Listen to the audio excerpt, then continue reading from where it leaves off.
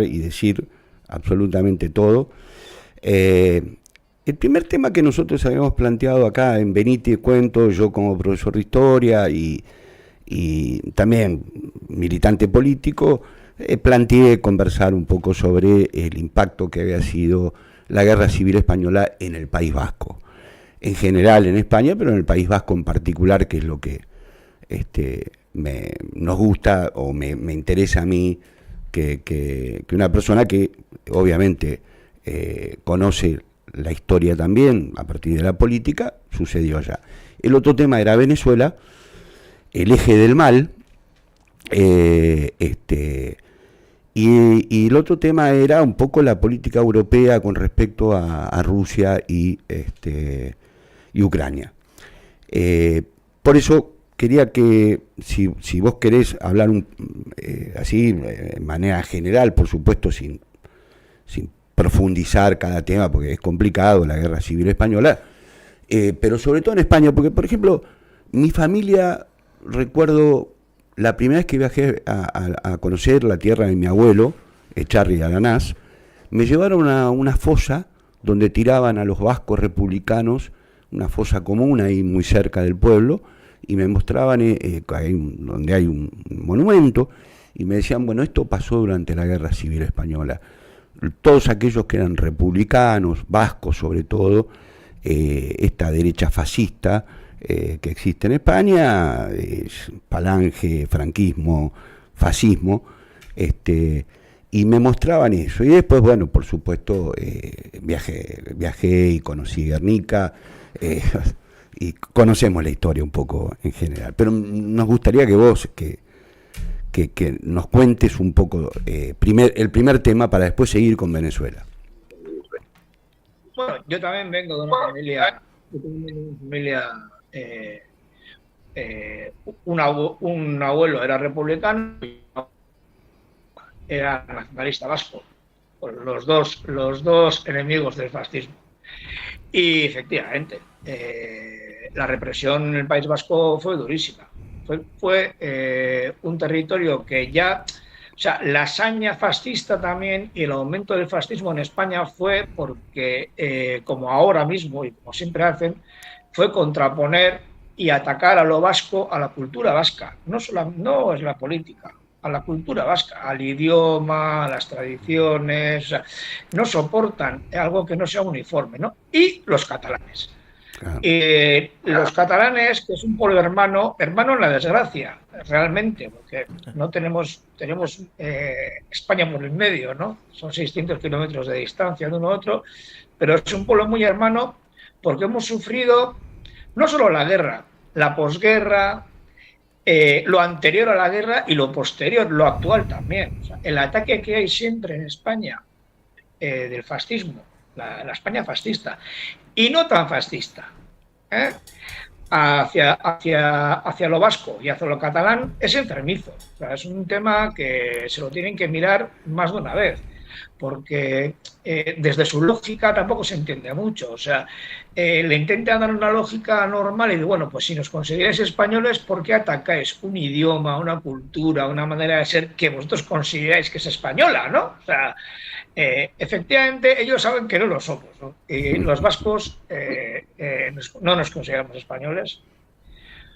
muchos de ellos, y eso es lo que no pueden soportar.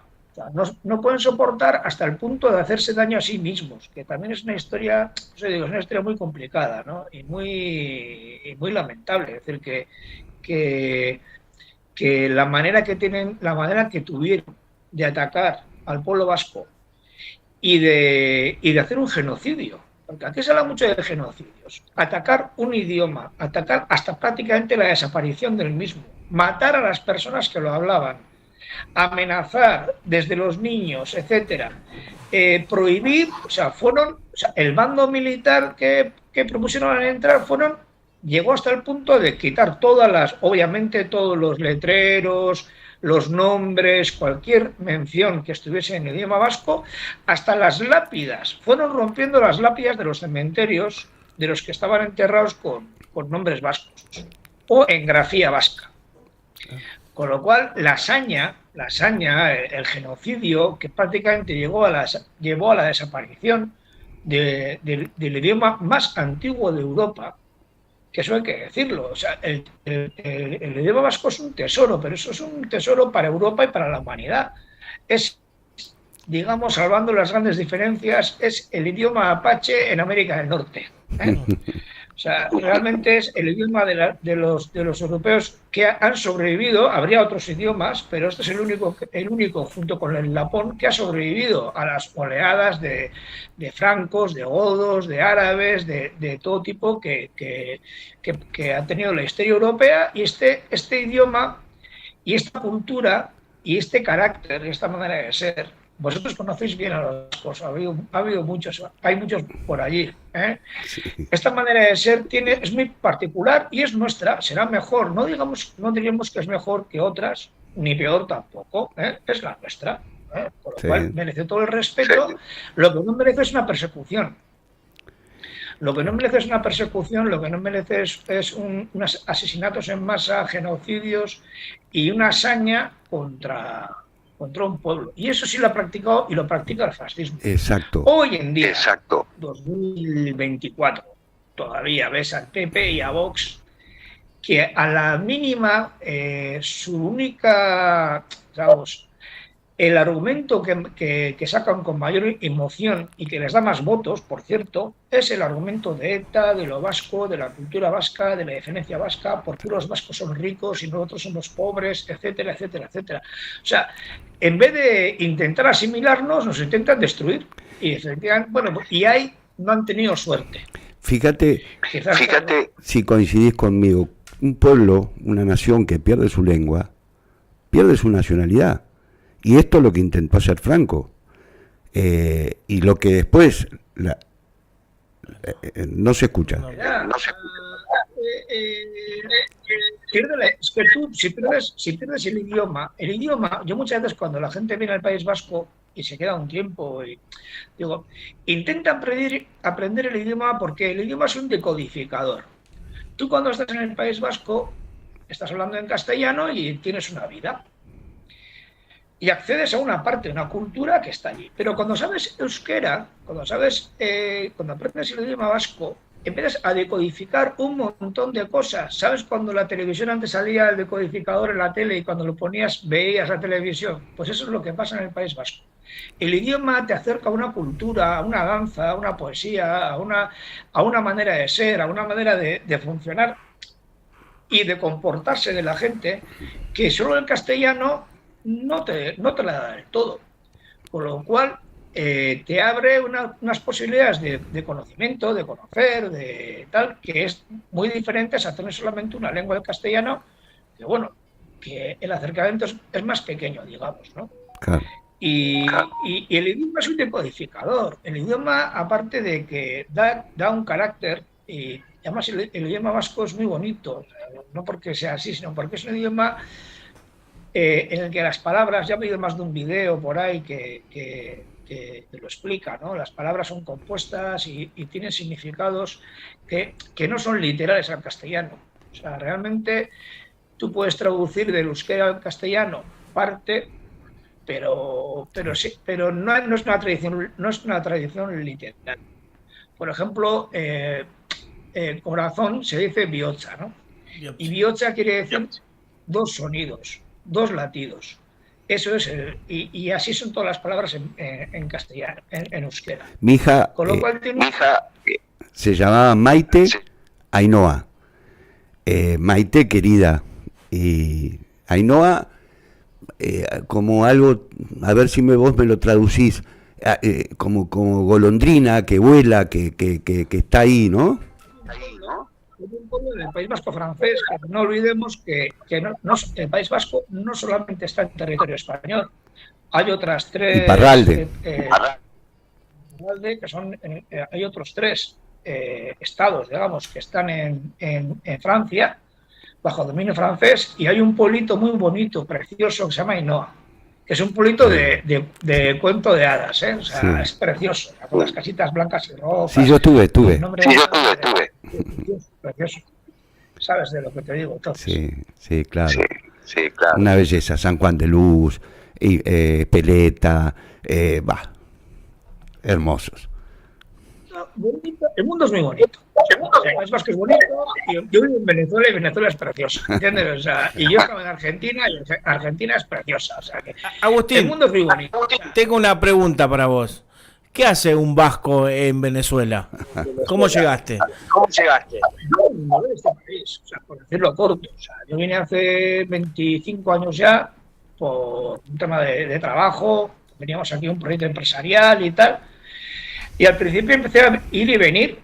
O sea, cada vez me fui quedando más tiempo hasta que a los 3 o 4 años me di cuenta de que ya vivía aquí. O sea, realmente al principio pues estaba 6 meses, 8 meses, tal, pero todavía me consideraba una persona que iba y venía, ¿no?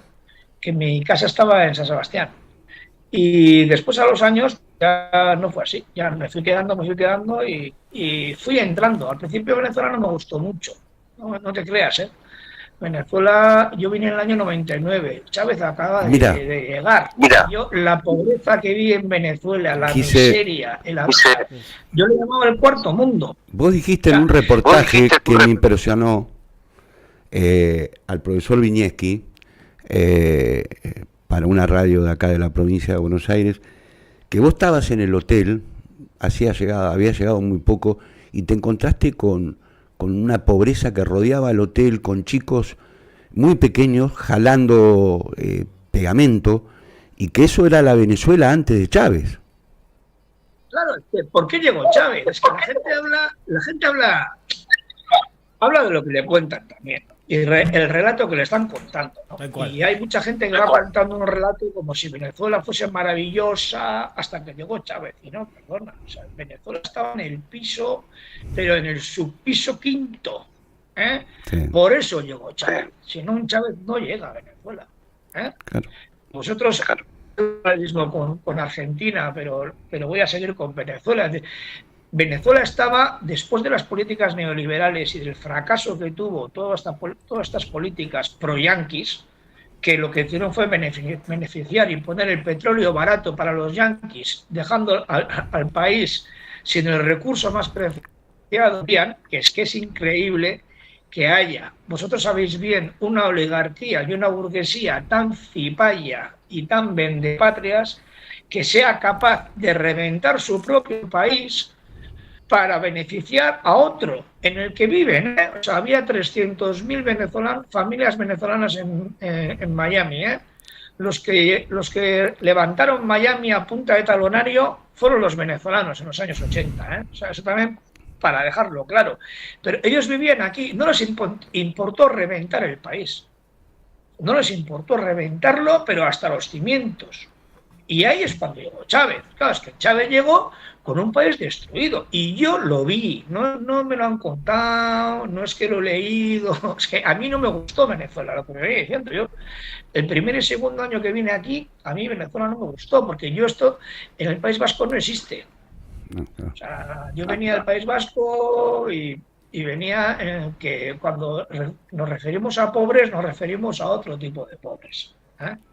La pobreza latinoamericana en general no se conoce en el País Vasco, y voy a decir que en España en algunas partes sí se puede, pero tampoco tan cruda y tan dura. Y claro, para mí fue un impacto muy grande, para mí fue conocer, es que a mí me hizo de izquierdas Venezuela. Mira vos. ¿Cuándo te enamorás de Chávez? ¿Cuándo abrazás la ideología de Chávez? ¿Desde el primer momento, desde el 4 de febrero? No, ¿qué va? Yo cuando llegué aquí fue en el año 99, claro. El 4 de febrero fue en el 92. No, y yo además vine aquí con la gente que era escuálida, con gente que era un proyecto empresarial, y los que me trajeron aquí y los que yo conocía eran de derechas, por decirlo de una manera suave, ¿eh? O sea, entonces yo, claro, lo que pasa es que lo que ellos me contaban y lo que yo veía no casaba. O sea, aquello no. Es como que te lleven a Argentina ahora y te lleven al conurbano, etcétera, y te vengan contando las películas de no sé qué. Diciendo, oye, a ver, papá, o sea, entre lo que me contaban entre lo que yo les veía, cómo vivían, que eso era otra. Claro, era gente que vivía, o sea, con unos estándares que en el País Vasco, y Carlos Torres lo sabe, que el País Vasco es rico. Es una de las zonas más ricas de Europa. No se vive como viven los venezolanos de dinero aquí. O sea, servicio, casas, carros, eso, una persona de clase media alta, o sea, ya me te voy a decir, ya es de muy alta. Hoy había un dato, ¿no? Que ¿sabéis que Venezuela es el sexto país con más aviones privados del mundo? No.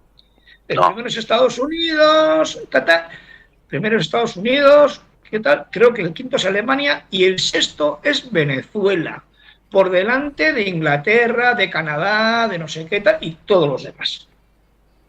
Eso es la Venezuela de la gente de dinero que vive aquí. Pero ya la gente, digamos, un médico, un abogado, una persona de clase media, empezando incluso, aquí tenía unas posibilidades de una manera que en mi país no. Entonces, claro, estaba el país absolutamente dividido por una raya, y no solamente mental. Estaban los que estaban a la derecha, los que viven en las zonas buenas de todo Venezuela, viven de una manera que es increíble, y la gente que estaba al otro lado de la raya vivía de una manera que es increíble también. Decía, bueno, pero ¿cómo puede ser esto? O sea, ¿cómo puede haber barrios, o sea, como Petare, que no había un médico, 1,5 millones de personas?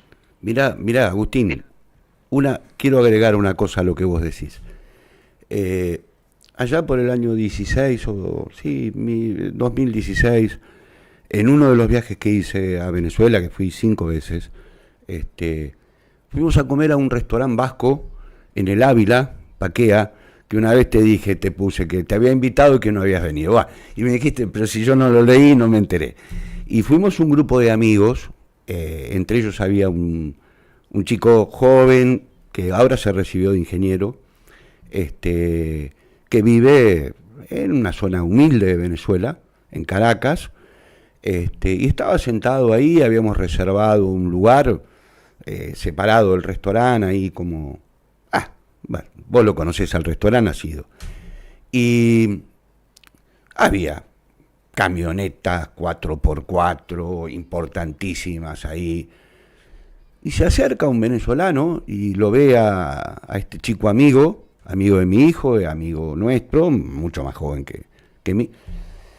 Y claro, es morocho, mulato, y dice, esta gente acá no tiene que estar.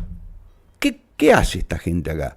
Y yo reacciono y le digo, esta gente es venezolana como vos, está invitada, la invito yo, y merece el mismo lugar que tenés vos.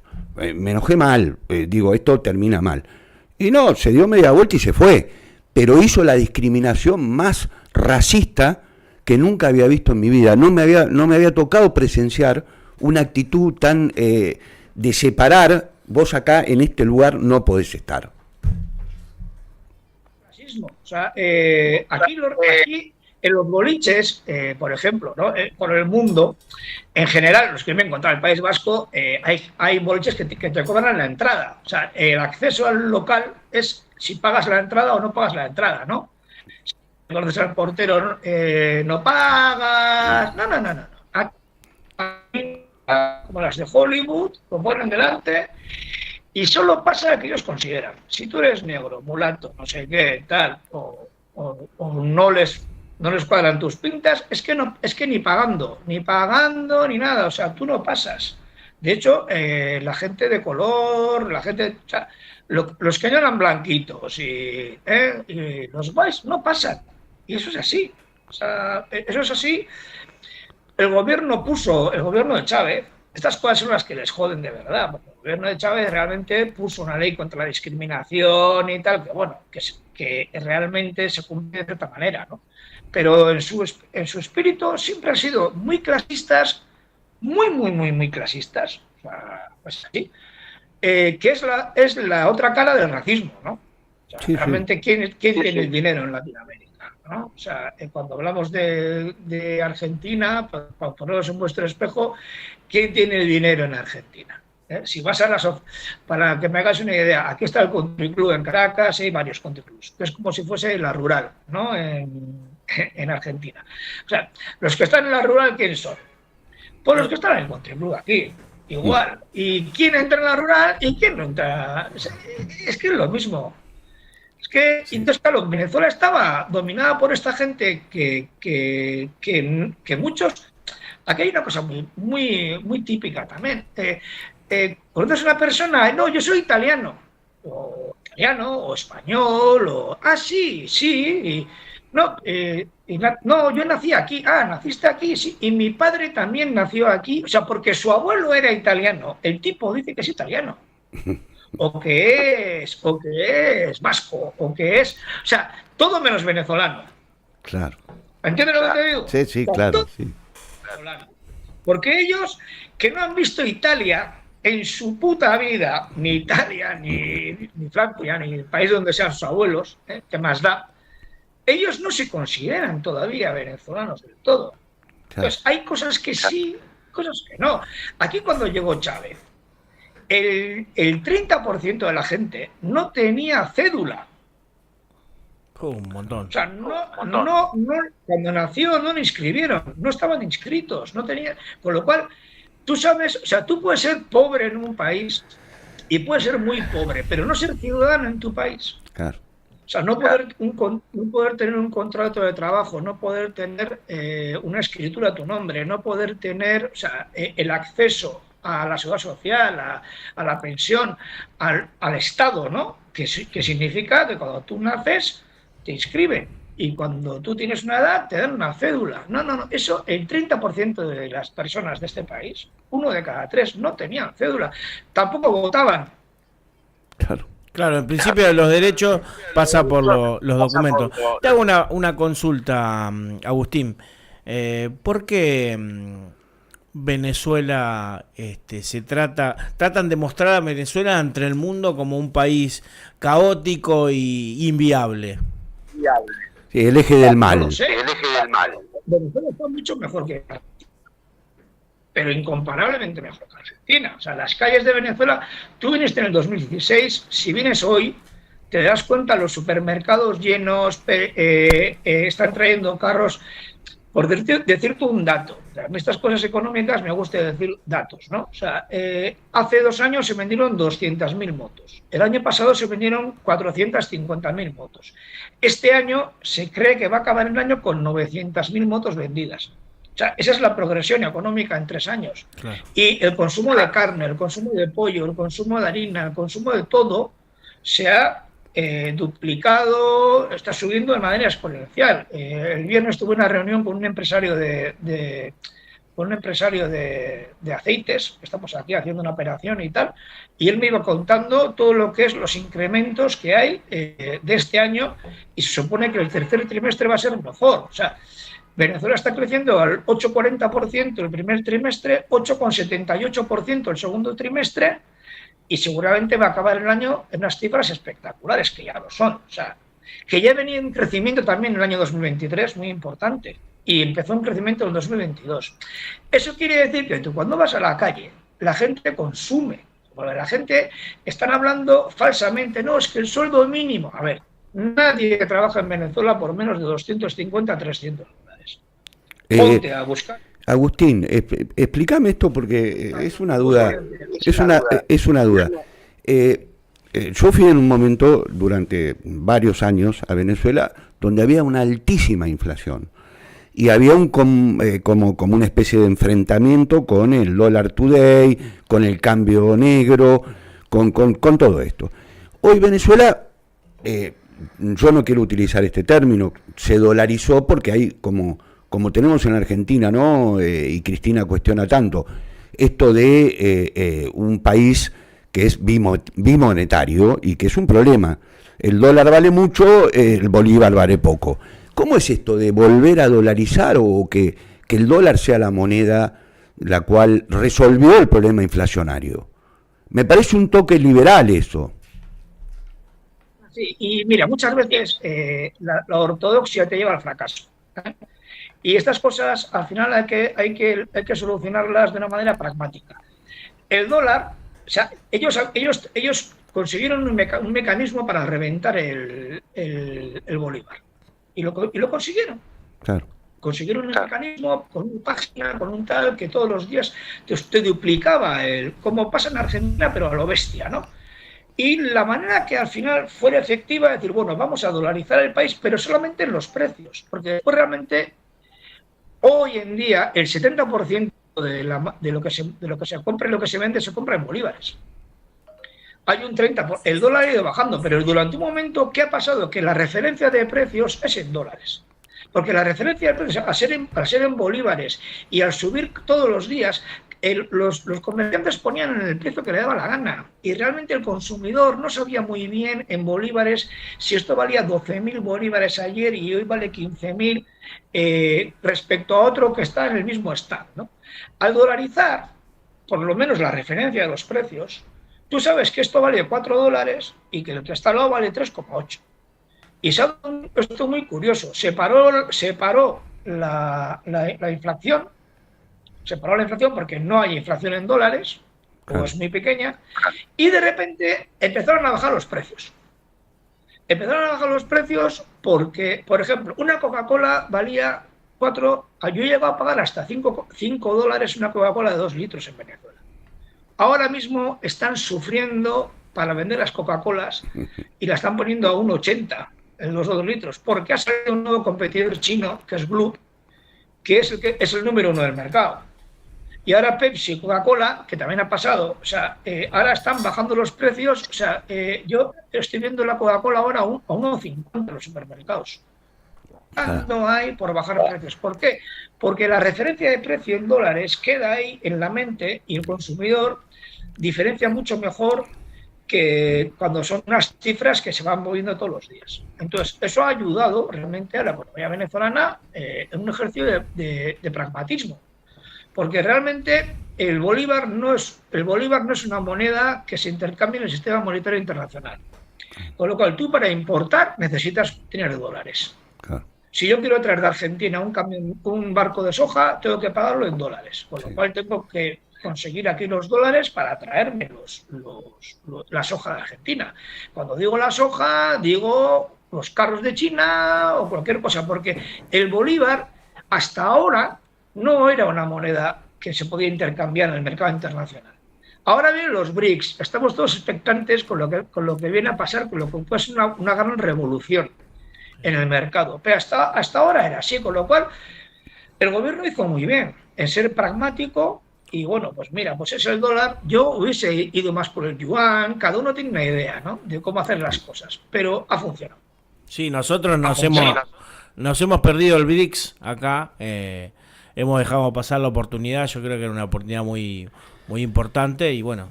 A mí me parece que, Agustín, me parece que Venezuela obviamente ha ordenado muchísimo la economía, como decís vos, está reflotando la economía, hay un alto nivel de consumo, bueno, ha buscado las variantes económicas que la ortodoxia, como decís vos, a veces no es la que corresponde, pero Venezuela, vos la vez pasada mostrabas algo que a mí me interesó, que era un campo con pimientos, dirían los españoles, nosotros diríamos con ají morrón en Argentina.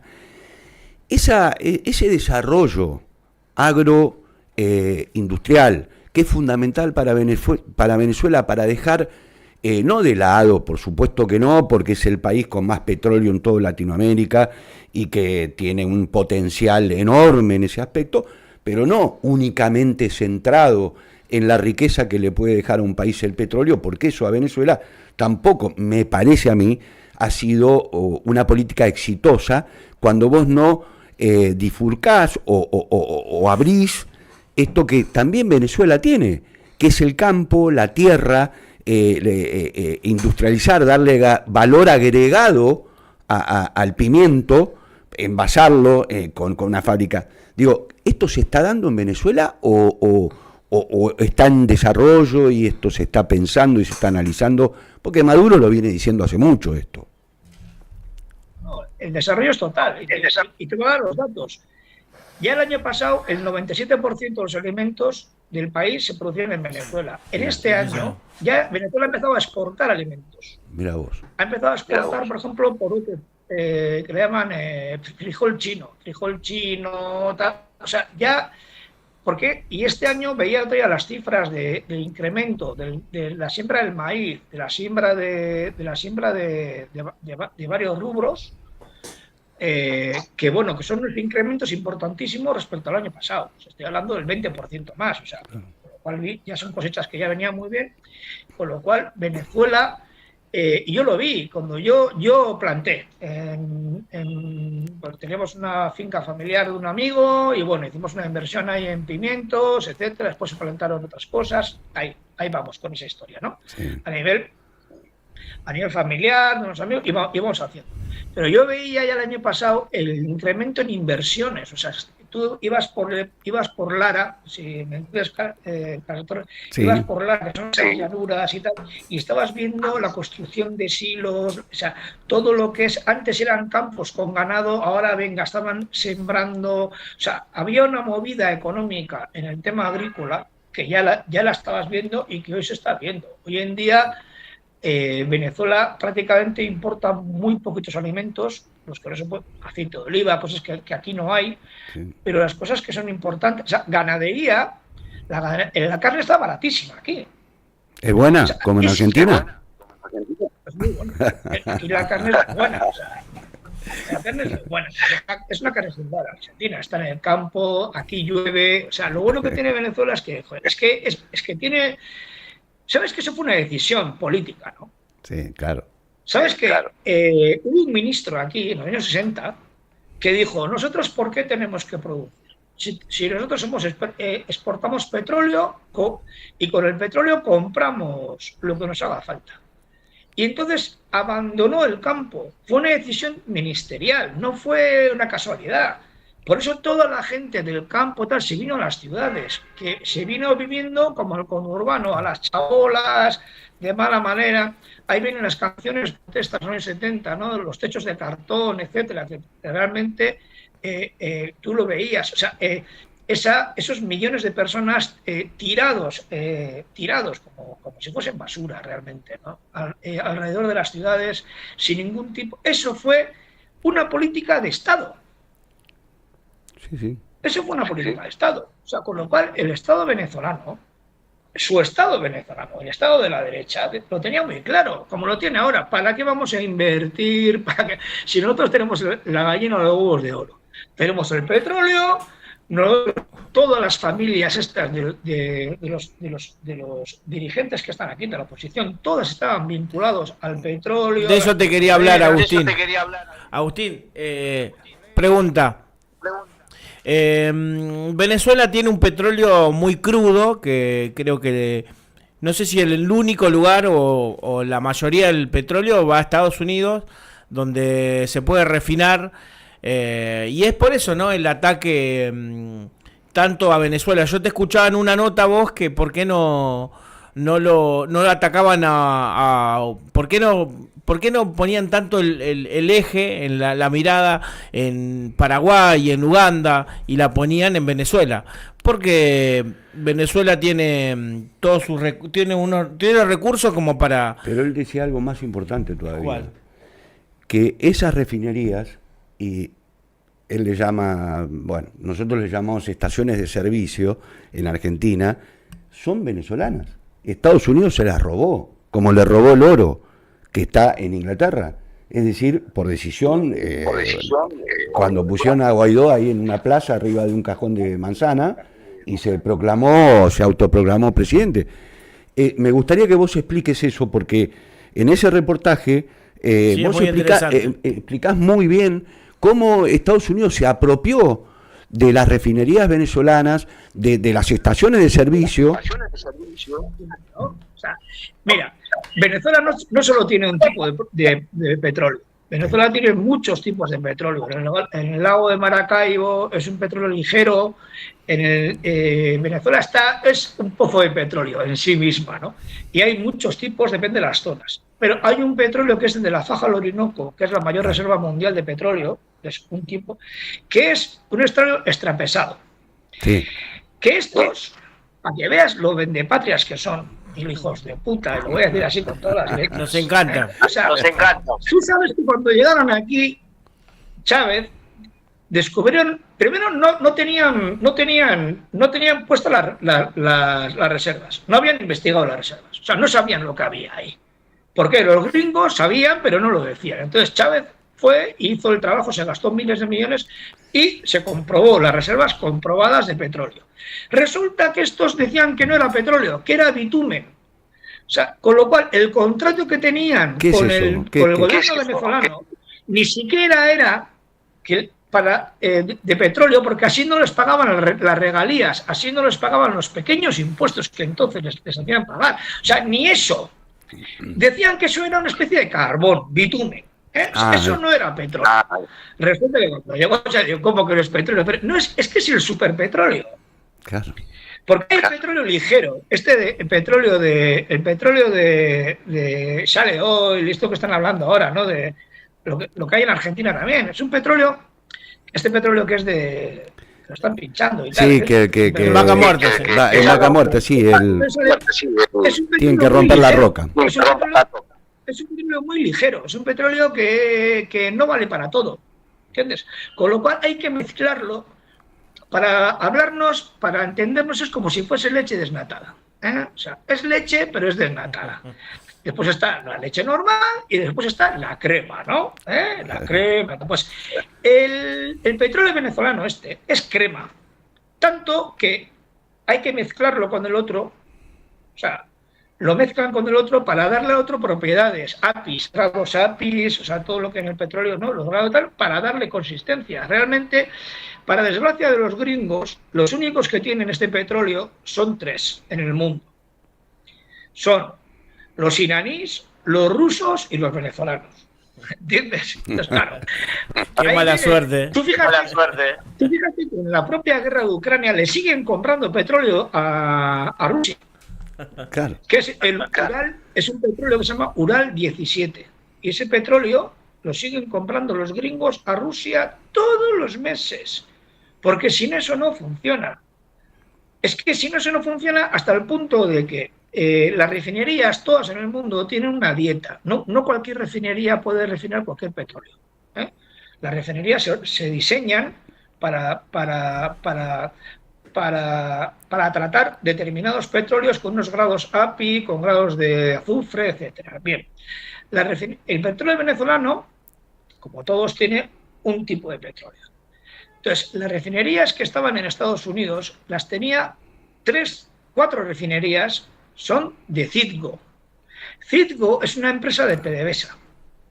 Citgo tenía 4 refinerías en Estados Unidos y 10.500 gasolineras, bombas, no sé cómo, estaciones de servicio. Estaciones de servicio. Es la empresa número 1 en estaciones de servicio en Estados Unidos. No hay ninguna otra empresa que tenga más estaciones de servicio. Y no hay otra empresa que tenga 4 refinerías. Claro.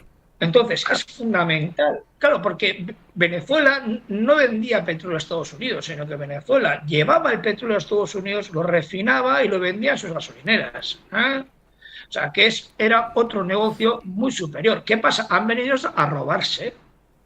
Se han robado. Están ahí en proceso de robarse esta empresa, saqueándola con Guaidó y estos peleles, otra vez los vendepatrias, ¿no?, al servicio de Estados Unidos para robarse los recursos de los venezolanos.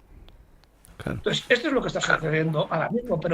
Pero hablando del tema de la agricultura y la ganadería, se está exportando ganado de Venezuela a los países árabes y ahora mismo tanto China como tal están invirtiendo muchísimo en el tema de la agricultura, con lo cual Venezuela tiene una potencia para potencialmente puede producir tema agrícola, pero de una manera bestial. O sea, puede cuadruplicar o quintuplicar tranquilamente y sin mucho esfuerzo lo que está haciendo ahora, pero porque aquí hace sol, me lo explicó una vez, fuimos a una comuna agraria que se llama El Maizal, y yo llevé a 2 técnicos de Murcia, de España. Bueno, que tenían ya sus abuelos ya eran agricultores, ¿no? Y ellos me decían, a ver, esto es muy sencillo, desde los egipcios, donde hay sol y donde hay agua, hay agricultura. Claro. Y Venezuela es un país que tiene agua y tiene sol todos los días. Sí, todos los climas. Sí, todos los climas. Desde lluvias y aquí llueve, o sea, y aparte la parte selvática, etcétera, pero donde no es parte selvática también llueve. O sea, aquí el agua no es ningún problema. Todo el subsuelo también, aparte de petróleo, está lleno de agua, con lo cual aquí, si ellos quieren, si Venezuela va así, puede ser una potencia agrícola, pero tranquilamente. Y bueno, todo esto este país lo está consiguiendo con 930 sanciones encima de la mesa, o encima de la yugular. ¿Cuántas? Porque a mí hay gente que... ¿Cuántas? 930 sanciones. Es más ligero penalmente que te pillen con 1.000 kilos de cocaína, exportando 1.000 kilos de cocaína, que exportando petróleo. O sea, Venezuela tiene prohibido producir, almacenar, comerciar y exportar petróleo, salvo las licencias que ellos dan. Entonces, si tú consigues, te pillan en España o en otro sitio comerciando con petróleo venezolano, vas a la cárcel por 30 años. Esas son las cosas que los gringos ponen encima de la yugular de los países. Por no hablarte ya de que no hay los bancos por delante te dicen que no te quitan el dinero. O sea, tú haces, por ejemplo, los privados no tanto, aunque también es un gran problema.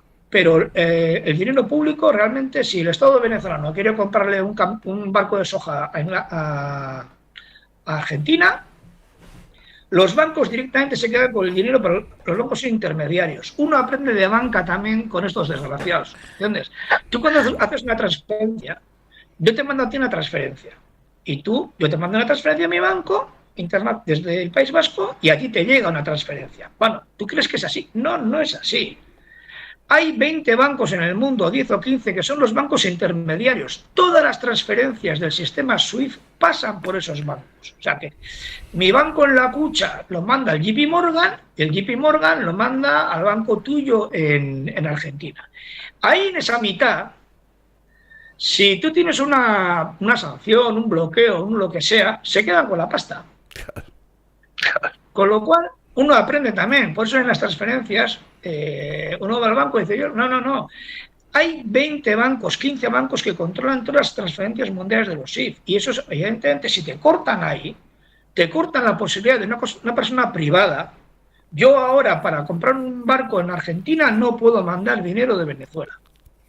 Lo tengo que hacer a través de un banco en Antigua, que al final por la puerta de atrás tengo un banco de aquí de Venezuela que me saque la plata a Antigua, a San John's o a todas estas islas piratas que hay en el Caribe, que son todas controladas por los gringos y por los anglosajones, y de ahí, de esos bancos, te mandan la plata a Rosario, a la empresa de Rosario. Agustín. Es decir, Sí, Agustín, vamos a ir a una tandita.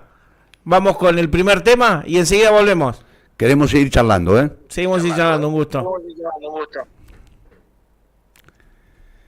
Desde Tolosa, en Comunidad Ferroviaria, cavamos trinchera